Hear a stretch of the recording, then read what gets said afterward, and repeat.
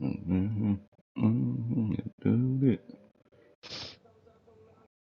I can't find it. I There we go. do. Mm-hmm.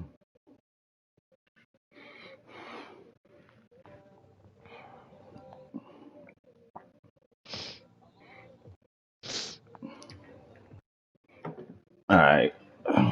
Yo, people, at least a minute. Trying to get it, huh? Mhm. Behind the door, a lot of niggas done clinched. Mhm.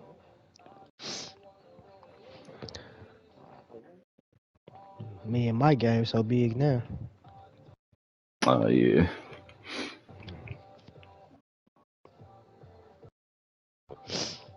Cause you already played Mike, right? Mm-mm. I play Mike. Okay. I played Mike and Kuno. They like doing last couple games. Mm. All right. We can go ahead and get going. All right. Fellas. Quick update. This is just gonna be a quick update. We got call out Yo. Stephen A. Locke in the building. We're gonna go through a quick playoff picture. And then we also gonna go through the war races and maybe run through a little bit of the stats. See Mhm. what's going on in the league today. So we're gonna get kick started on the playoff picture. Um, we're gonna start out. We can start out west. Let's start out west right now. So Mhm. number one seed right now is Seattle, undefeated, 24-0. Mm. We got Denver setting Balling. up right now, 24-2, second seed right now. Right now, what you be Mm. seeing is, and we're gonna go through. We got the Grizzlies, 20-2, looking at the third seed. So these top three Mhm. right now, they're gonna have some key games coming up. Memphis still has Denver to play. Memphis still has Seattle to Mhm. play. Um, Mhm. and I believe these two has Seattle and Denver played each other yet. I don't think so. I don't believe they have. I So don't believe they some, have yeah, yet. they haven't. So it's some big games between these three teams coming up. Then you got number Mhm. four seed right now being the Pelicans and the Spurs being tied with 4 and 5. So these Mm. two could go anywhere at this point. You know, Mhm. home court advantage could be huge for either one of these teams. Then you got Phoenix number 6, Dallas number 7 with PG and Luca, and Minnesota, which is one of the more surprising teams, Yes, sir. being in the eighth spot with Mhm. Anthony Edwards, Peyton Watson, Marty Sissoko, Robert Yes, Williams, sir. and Jalen Brunson leading the way. Mighty. Uh, That's I my rookie of came. the year pick right there. Okay. So any thoughts on this top eight right now, Carla, in the West? Honestly, man, I think this is an interesting matchup for in the West Conference. I think this is going to be very interesting because, for one, you got the when we did our previous show, man, and we talked about tiers in the Western Conference, and you had Seattle, Denver, Memphis, these top five teams that are there now, all in there as far as some of the top contending teams in the Western Conference, and these are also the top five in the power rankings. With the Knicks being six and of course the Hornets being seven. But we're gonna get to that in a second. But the moves that these guys have made since before the show we talked about last time to now, it's interesting. The Denver Nuggets have added Landry Shamet, added more shooting to his team. The Grizzlies got more athletic by adding Greg Brown. The New Orleans Pelicans made a huge move by getting rid of KP, and the Spurs have, of course, kind of committed to this small ball lineup with Collins playing the five after he started power forward last year, and of course, Seattle just rolling the way they've been doing after coming off finals loss. So it's gonna be interesting to see how these things play out because with Memphis having Seattle and Denver and San Antonio on their remaining seven, those guys can go either way. With Denver having a chance to really compete for that two spot, but Denver wants number one. So Denver needs some help from the Memphis Grizzlies, and of course he got to take care of business when he played on Sonics as well to hopefully get the tiebreaker in that particular matchup and win out, and hope that Seattle can actually fall by the wayside throughout these last five games and get two or maybe three losses to solidify that number one seed. Memphis, of course, in that same spot because out of the top three teams, you have the most games left in the top five, so Yep. you got to be strong. You know what I'm saying? You had Memphis Grizzlies had a real tough matchup the other day against the rising Phoenix Suns, who's right there. Who would? Because I think the Suns is pretty much solidified for their sixth seed unless he just falls off the wagon. Because he does have a lot of games left, so a lot can happen in 11 games. But I wouldn't want to be that 2 or 3 seed, well, that 3 seed, and have to potentially face those Phoenix Suns in the first round. Because them Suns scrappy, they got a pretty solid team. But I think the most intriguing thing, I really see the Pelicans and Spurs matching up against each other in the first round. If I'm not mistaken, they met in the first year, Hmm. and was it a sweep? If I'm not mistaken. Hmm. So it's definitely gonna be a situation to where the Spurs are gonna be looking for their get back, and I think honestly the Spurs are definitely better matched now than what they've ever been. With the Pelicans kind of going with a smaller lineup and giving Jackson Hayes an opportunity to start lineup, but that kills their spacing because Jackson Hayes can't shoot threes. And then of course they got a little older by adding DeMar DeRozan to their backup wing, who's kind of was a shell of himself the past couple of years with the Clippers. So it's gonna be interesting to see how this plays out. If I had to make a prediction, I would say that Denver and Memphis. I honestly think it'll probably stay. If I'm being honest with you, I think it's gonna stay the same. I think it's gonna be what we're looking at now. I don't see many more changes. If anything, Denver might drop to 3, Memphis goes to 2. I think Seattle's gonna finish at the number 1 seed. I just think the talent they have and the depth that he's having, especially adding Trae Young. Uh, Big move by getting rid of Buddy, but Trey is absolute beast in Seattle. So it's gonna be interesting to see how this plays out. But if I had to bet, I'm gonna say it's gonna finish out just like this in these top 8 standings. We'll watch out for Utah because if Minnesota does get a couple of more losses and Utah happens to win their last game, then they can easily move because they're only half a game out of 8. So we definitely need to pay attention to that 7-8 matchup, Okay. or Okay. 8-9 matchup. But that's it. Sounds good. Sounds good. Now we gonna go over to the East. Let's go to the Okay. East. So over in the East, Mm, things are getting a bit more interesting now after a couple games over spicy. the last over the weekend and the last couple Mm, days. So we got New York, who were undefeated going into the weekend and took their first loss to the Charlotte Hornets, who we'll talk a little mm, bit more about this matchup soon. So we got New York currently at the number 1 spot. We got Charlotte currently at number 2 at 25-2. They had a close game yesterday against the Grizzlies. Then you got mm, Brooklyn, who has the most games left out of these group of guys, but they only have 2 losses right now. They 15 mm, and 2 at the 3 seed. Then things are mm. getting a bit more interesting in the 4-5 spot. Even I mean, when you Mm. even look at 4 through 8, things could be pretty interesting Anything overall. can happen, You know, right? anything could happen. Cleveland maybe slotted pretty well at that 4 spot. They only have 3 games remaining, while Washington and Chicago have 10 games left, and they have some big games coming up. Cleveland may be solidified at that 4 spot, but this 5 through 8 is going to be interesting. Orlando, Mm, they're only game and a half back from 6. Three and a mm, half back from 5. And mm, with 10 games remaining with both of these teams, anything can happen. Along with Milwaukee being at 7, so you see mm, Orlando is trying to push for that playoff positioning for number 8 after missing it the first couple years. So it'll be interesting mm, to see this Orlando team match up in the playoffs. And then on the outside looking in right now, you got Boston, a Boston team. They got Cat and Tatum. They lost Jalen mm, Brown, but they also have Evan Mobley as well. And it's a pretty mm, strong Boston team. It'll be interesting to see if they can make a push into that spot. So Orlando ain't quite off the hook.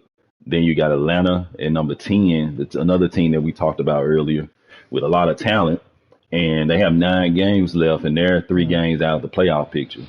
So mm, it'll be very interesting to see what they mm, do. They're gonna need to, boost themselves mm. up and get into this 7-8 range, but it's gonna be Deep close. sigh. It's gonna be close. So, Carlos, what's your thoughts on this top 8 in the East for this playoff push? Well, for one, let me get the prerequisites out of the way. We're not talking about Atlanta, okay? They too far down. If we had a play-in tournament, they'll be competing for a play-in spot. I ain't got time. So we're not gonna talk about Atlanta. The Orlando Magic. I will start work my way up. Boston, of course, 3 games left. I don't know who those 3 games. I would assume those are all 3 user games. So it's gonna be interesting to see. So, but the Orlando Magic are intriguing for me.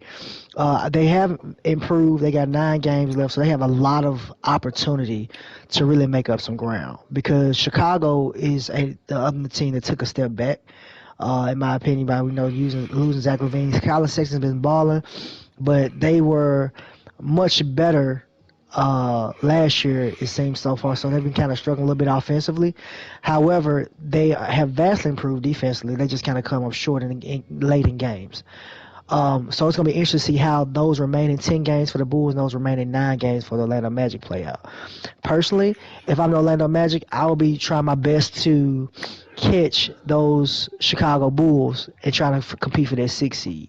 That way, if you have an opportunity, because it looks like unless something just crazy happens, the Knicks and the Hornets will be 1 and 2 in some way, shape, form, or fashion. And I think the Orlando Magic or the Chicago Bulls both have a chance against those Brooklyn Nets because they don't have much depth. We know that they're top heavy, the top 3, but the 15-2 record to me is a kind of flawed record because it has more computer games than user games. And having 12 games left, a lot can happen in 12 games.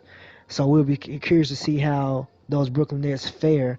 But if I'm the Chicago Bulls, Orlando Magic, if I think either one of those teams will have a much better chance in the first round against those two than they would against the Charlotte Hornets or the New York Knicks.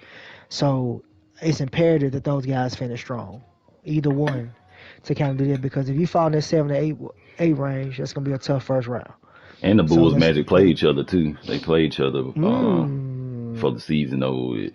So that's a good game. They should save that for the last game because I think that game could have some true playoff implications because whoever gets there gets the tiebreaker.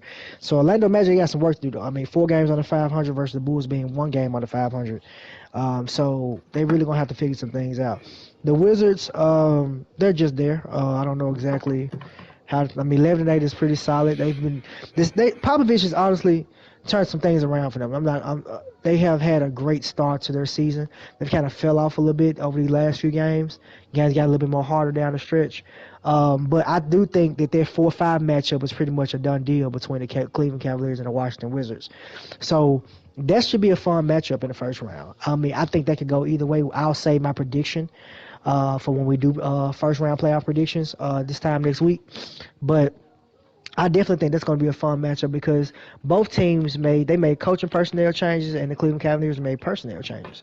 Of course, having Jimmy Butler, also getting Terry Rozier, and really kind of ramping up the defensive intensity for the Cleveland Cavaliers. They've been struggling a lot offensively since losing Colin Sexton, and the Washington Wizards, they've just kind of been more balanced by having more of a presence of leadership in their locker room with Popovich, and it's kind of helped them to be a young team, but they're balanced pretty well. So I think it's going to be an interesting 4-5 matchup. The Brooklyn Nets, I mean, they got a lot of work to do. I mean, 12 games is a lot. Hopefully they can finish all 12 of those games because that's going to be extremely important for them as far as I think more so from not from a seeding standpoint but from a rep standpoint. Figuring out the best lineups to really play to kind of really get acclimated to the best lineups they're going to have going to this postseason. The Brooklyn Nets, as we know, have underachieved drastically throughout these first few years in my league. And this core is pretty much together. I mean, you brought them all back, and it's time to overachieve, or meet expectations. You know what I'm saying? The expectation is this team should be in the conference finals or in the finals every year with that type of depth and talent. Because at the end of the day, their top 3 is better than anybody's top 3 in the entire game. So there's no excuse why they shouldn't be better than what they are. So 3 seed is pretty much solid, but you're guaranteed if you get past that first round to play the Hornets or the Hornets or the Knicks in the second round. So we'll see how that goes for the Brooklyn Nets. But this interesting thing about the New York Knicks and Charlotte Hornets. The New York Knicks suffered their first loss to the Charlotte Hornets the other day. A good game. The Charlotte Hornets have one of the most interesting teams to me, honestly, as far as talent-wise. Keith is a sick man. I mean, I think it's kind of disgusting that. I think it's disgusting that the first round pick that he signed, he actually cut him to sign Isaac Bonga to be his backup point guard, so he can have 2 6'8" point guards in the game at all time. I think it's absolutely disgusting. I think it's horrendous. I think it's uncouth and presumptuous. I'm gonna use every word I can to talk about the level of disgust I think the Charlotte Hornets did by signing Isaac Bonga just to be the backup point guard. But at the end of the day, this is how the ownership group works in Charlotte. And of course, it's working to his advantage. That team talent is ridiculous. I mean, honestly, having a 3-and-D shooting guard and Klay Thompson, Lonzo Ball, primary ball handler at all times, and then of course Jamie Daniels being a 6'10" small forward, and they're big on the wing, man. They're big on the wing, and they have the right personnel in the front court with Valanciunas and Azubuike. Those guys, they're just dogs. And I think the Charlotte Hornets have definitely improved their roster. I would say they have the most improved roster out of any team in the entire league. I'm the first to say it. I truly believe it.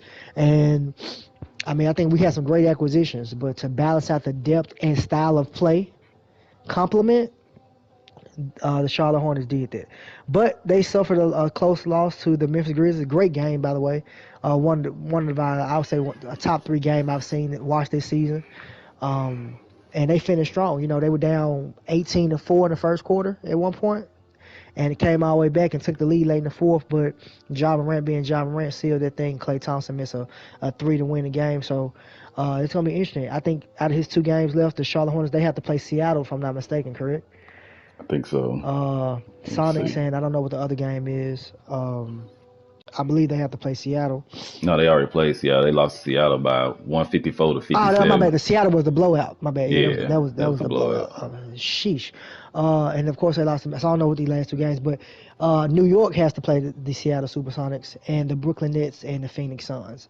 All teams, all 3 of those are going to be imperative for seeding standpoint.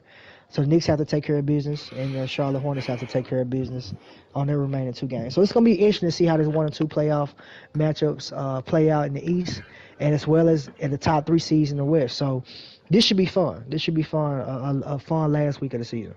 So tune in. Okay. I agree. I think you got another team added to the playoffs, possibly with Orlando. We were hoping to have everybody in it this year, but But we don't talk about it. I'm disgusted, dude. I'm tired of it. I'm sick of it. I'm just being honest with you. I'm really getting disgusted. All right. So we're finna talk awards. We're finna talk awards, and then we're gonna talk a little bit about stats if we got time. We got about 10 minutes. 10 minutes. So awards, MVP. It ain't surprising who's number 1 right now in LaMelo Ball, averaging 26, 13.5 assists, 2.6 steals, 6 boards a game. Surprising because this is usually KD's award. I mean, he's easily coming, up with these awards on these MVP. He won MVP in 22, 21. We thought he would come out this year and win it, but maybe he'll come out once he finishes some more games. Then you got Jamal Murray, Trae Young, and Bo, who was a guy a lot of men, talked about last year. So it's interesting to see Bo up here. Rookie of the year. Shout out to the Denver Nuggets, man. Yeah, shout out to them. We got another one. We're going to Kai Jones, Rookie of the Year. Oh, my God. Kai Jones, this is a guy that was cut or stolen from the Cavs. Stolen is the best thing to use. Or the Hawks, or whoever he's stolen from, and picked them up and put them to work. He averaged 14.5 points a game, 21 per. I mean, this is a guy, he comes in, he's a live threat. He's athletic. Jaden Hardy, somebody to keep an eye on, averaging 19 a game, the new Harden. Jaden Harden, huh? I'm a big Mark Williams guy. Yeah, Mark Williams is good. I played against him a lot. I think he's giving a lot of users trouble. And this guy, Nosa, in Milwaukee doing work now. Nosa out here doing some work, averaging 9 and 7. So that's a pretty scary big too. Then you got Damian Collins in Toronto. The bigs are coming back. I noticed that. It's a lot of bigs on this list. This has definitely been big. Like I said, and my favorite guy who not on the list is Matty Sissoko from Minnesota. He became a starter late. They were starting Kevin Love, which was absolutely disgusting. But that boy, his per 36 is like 21 and 13, 4 assists, 1 steal, 3 blocks. That man's been killing. Like, for him not to be in consideration is crazy. So shout out to him. 'Cause I think he's gonna be great next year. I think he's gonna just Yep. continue to get better.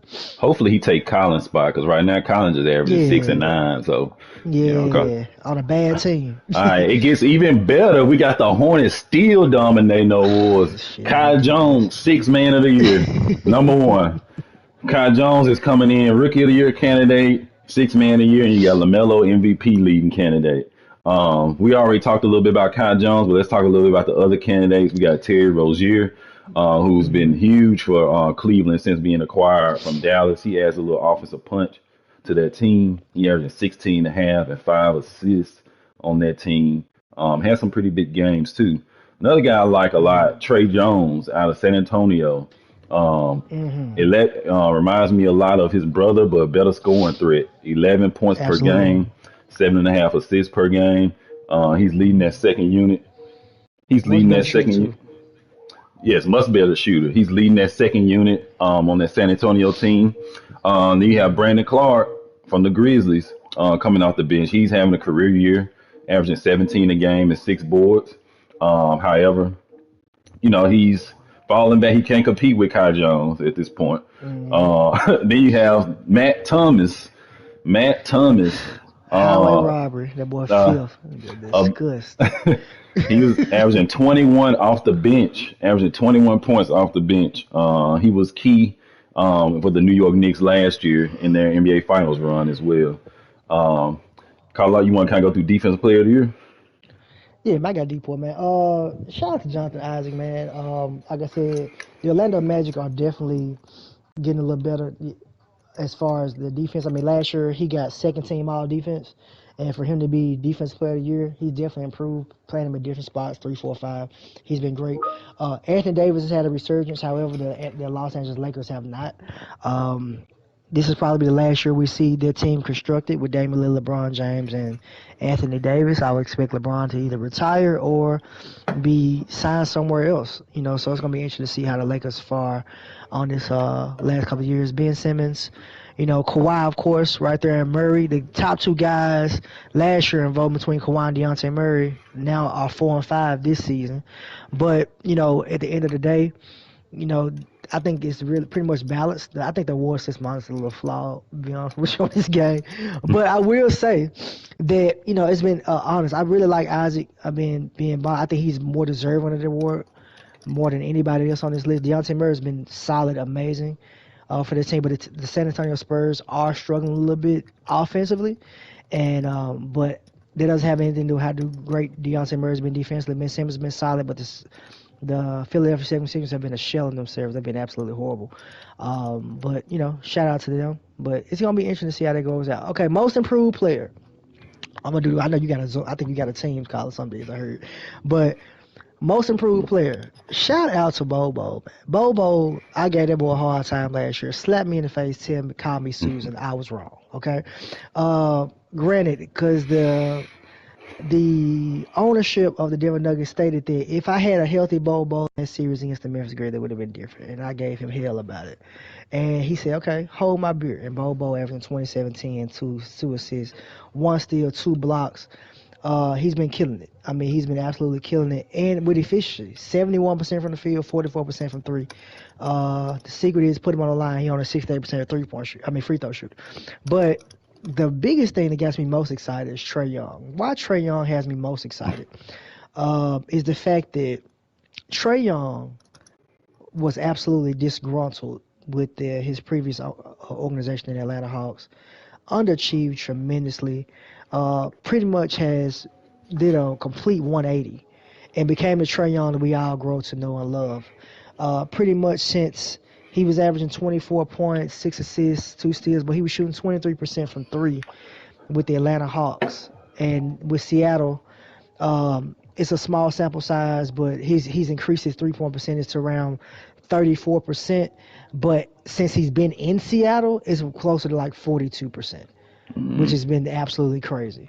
Uh, Points have increased, morale has increased, and he went from not being on any award at all to being most improved player. And I think it hit most improvement is less about stats, but more so about wins and losses, because he actually being the winner that we thought he should have been from daggone day one. And Kay Cunningham is on the list. Landry Shamet.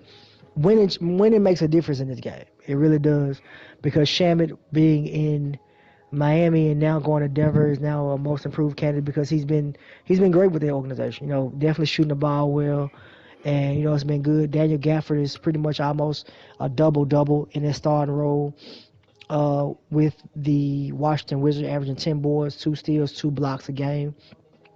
You know, it's been great. You know, so it's definitely been a good look so far, man. So I think in awards, I think everything's fair so far. So it's been good. I definitely think it's been solid. Cool, cool. Well, folks, that's it. The next broadcast will be at the end of the season. We'll go through the all NBA, all defensive teams, who won what awards, and then also some playoff matchups as well. So appreciate y'all. Appreciate you, Carl. Ah, you good? Yeah, I'm on my call. I muted it. If you want to keep talking, they can't hear me. So Okay, I'm just okay. listening. Appreciate me. We'll tune in later. We'll holler. All right.